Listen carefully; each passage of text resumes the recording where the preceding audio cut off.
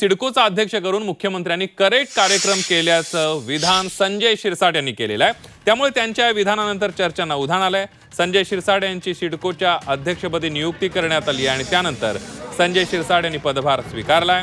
फटाक्यांची आतषबाजी आणि ढोल ताशाच्या गजरामध्ये शिरसाट यांचं स्वागत करण्यात आलं। सिडकोच्या आतापर्यंतच्या इतिहासात पहिल्यांदाच एखाद्या अध्यक्षाचं एवढ्या मोठ्या प्रमाणावर शिवसेना स्टाईलने जंगी स्वागत करण्यात आलंय। शिरसाट यांना पुष्पहार अर्पण करण्यासाठी हायड्रो क्रेनचा वापर करण्यात आला।